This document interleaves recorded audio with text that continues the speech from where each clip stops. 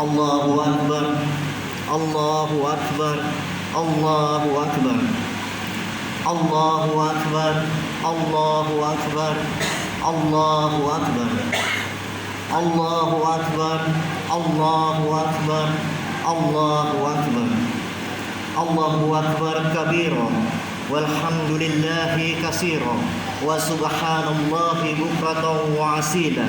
La ilaha illallah wallahu akbar, Allahu akbar, walillahil hamd. Innal hamdalillah nahmaduhu wa nasta'inuhu wa nastaghfiruhu wa na'udzu billahi min shururi anfusina wa min sayyiati a'malina. Man yahdihillahu fala mudilla lahu wa man yudlilhu fala hadiya lahu. Ashhadu an la ilaha illallah wa ashhadu anna Muhammadan Rasulullah. Allahumma shalli ala sayyidina Muhammadin wa ala alihi wa ashabihi wa man tabi'ahum bi ihsani ila yaumiddin. Ya ayyuhallazina amanu ittaqullaha haqqa tuqatih wa la tamutunna illa wa antum muslimun. Qala Allah Ta'ala fil Qur'anil Karim, a'udzu billahi minas syaitonir rajim. Bismillahirrahmanirrahim. Sahru Ramadan allazi wal furqan, faman sahida minkumus sahra falyasumhu wa man kana maridun aw ala safarin fa'iddatun min ayamin ukhra. Yuridullahu bikumul usra wa litukmilul iddata wa litukabbirullaha ala ma hadakum wa la'allakum tashkurun. Shadaqallahu azim. Ma'asyiral muslimin, jamaah Idul Fitri rahimakumullah. Alhamdulillah, puji dan rasa syukur kita panjatkan kehadiran Allah Subhanahu wa taala yang mana pada pagi Syawal yang berbahagia ini kita masih diberikan Allah kesempatan, kesehatan, kekuatan serta umur yang panjang sehingga bersama-sama kita dapat melaksanakan sholat sunat Idul Fitri berjamaah bersama-sama di Masjid An-Nur Sholat yang kita cintai ini.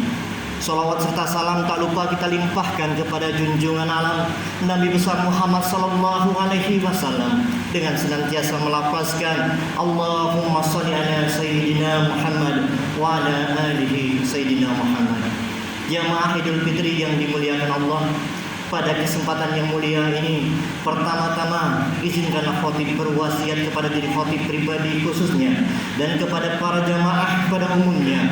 Marilah kita tingkatkan keimanan dan ketakwaan kita dengan senantiasa menjalankan perintah Allah Subhanahu wa taala dan meninggalkan segala larangannya. Yang kedua, di atas mimbar ini khotib memohon maaf lahir dan batin selamat menyambut Idul Fitri 1443 Hijrah kepada seluruh jamaah yang hadir di Masjid An-Nur Sholat ini.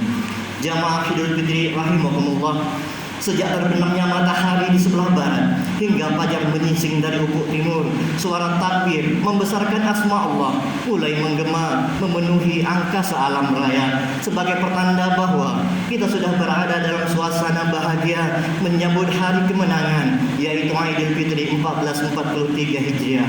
Dan pada hari ini ketika matahari mulai merangkak menyapa bumi dan seisinya gema takbir, tasbih, tahmid berkumandang membahana seluruh penjuru dunia, dari pelosok-pelosok desa hingga ke sudut-sudut kota, baik yang tua maupun yang muda semua berbondong-bondong datang menghadap Allah Subhanahu wa taala, menundukkan hati, menyerahkan diri dengan penuh khusyuk dan ikhlas. Kita memuji Allah, mengagungkan kebesarannya. Hari ini kita menyadari betapa kecilnya kita di hadapannya, betapa butuhnya kita pada rahmatnya, dan betapa tidak berartinya kehidupan ini tanpa agamanya. Dengan rasa haru dan ikhlas, pada hari ini kita semua mau tidak mau harus merelakan untuk melepas bulan suci Ramadan, bulan yang luhur dan mulia, yang dipenuhi dengan ampunian dan karunia Allah Subhanahu wa taala, bulan yang menjadi idola bagi orang-orang yang beriman.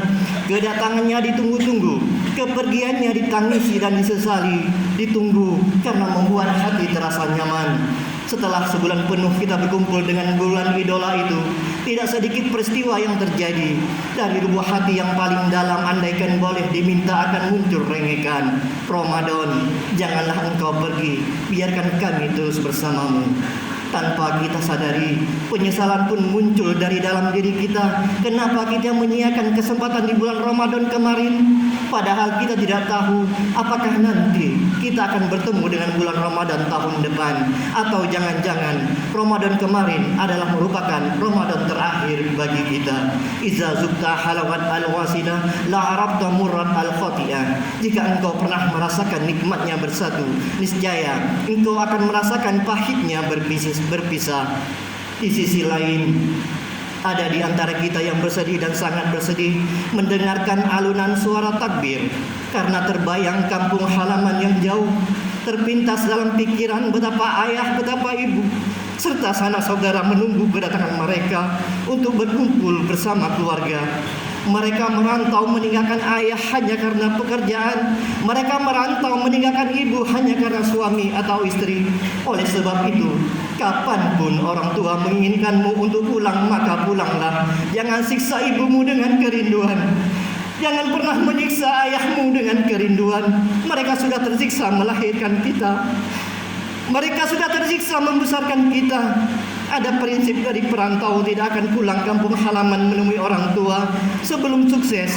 Dia buang jauh-jauh kerinduan. Orang tua tidak butuh kita sukses.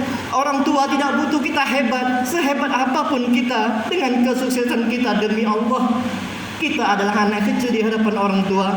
Apakah orang tua kita masih ada? Mungkin kesempatan kita untuk berbakti kepada mereka tidak begitu lama lagi. Sangat dianjurkan kita yang tinggal jauh dari orang tua, pulanglah segera. Temui dan pandang wajah mereka dengan penuh cinta yang tulus. Karena boleh jadi wajah itu tidak akan muncul lagi. Karena boleh jadi wajah itu tidak akan lama lagi menghilang dari pandangan kita untuk selamanya. Allahu Akbar, Allahu Akbar, Allahu Akbar, walillahil hamd. Jamaah Idul Fitri yang dimuliakan Allah.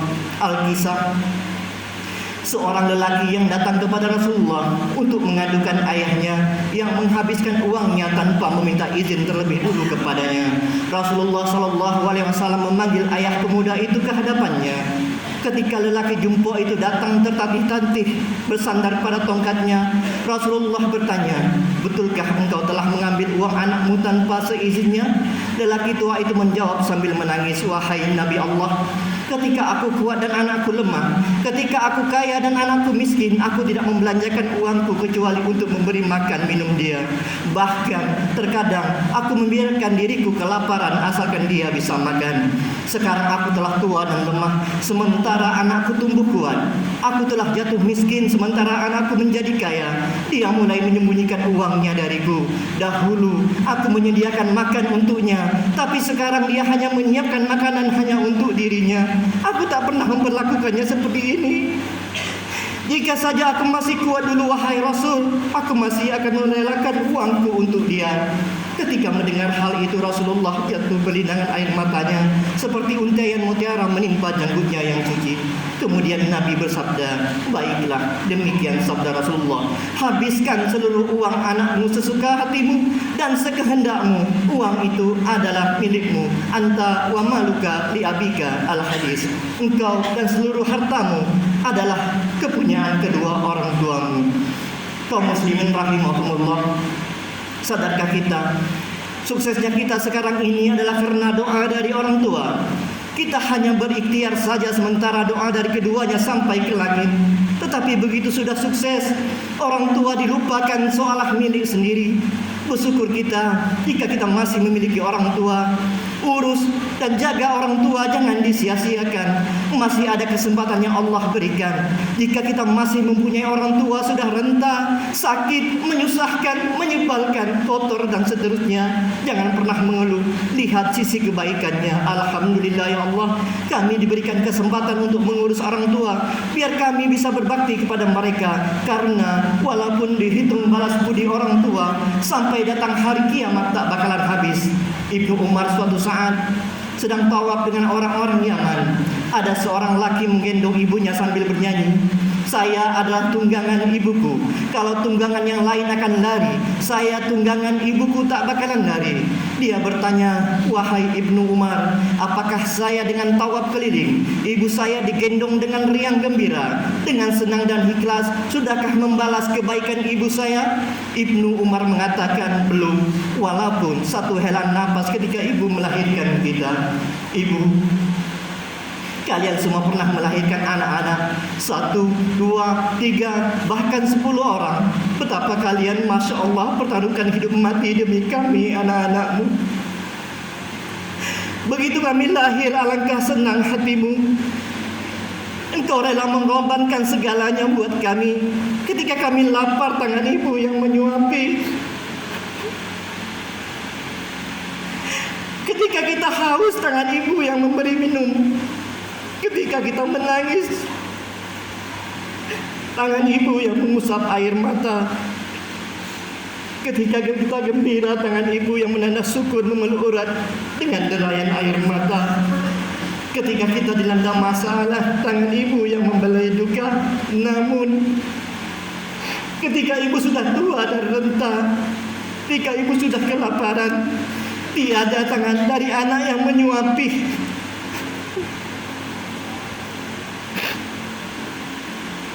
Dengan tangan yang gemetar, ibu menyuapkan sendiri makanan ke mulutnya dengan linangan air mata. Ketika ibu sakit, di mana tangan anak yang ibu harapkan untuk merawatnya? Ketika nyawa terpisah dari jasad, ketika jenazah ibu hendak dimandikan, di mana tangan anak yang ibu harapkan untuk menyirami jenazah ibu untuk terakhir kali? Tangan ibu, tangan ajaib. Sentuhan ibu, sentuhan kasih yang dapat membawa ke surga. Tetapi terkadang kami lupa kepada engkau di saat egois menghampiri diri kami untuk istri, untuk suami, untuk anak-anak. Demi pekerjaan kami mengabaikanmu.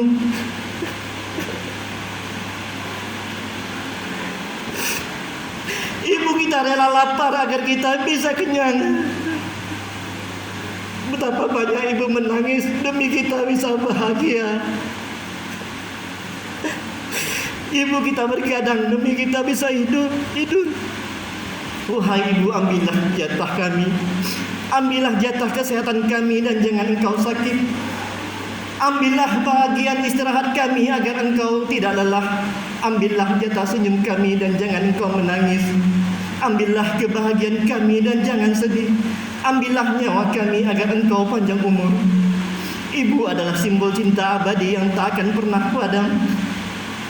Semua orang yang berada di sekelilingmu akan berubah kecuali ibumu.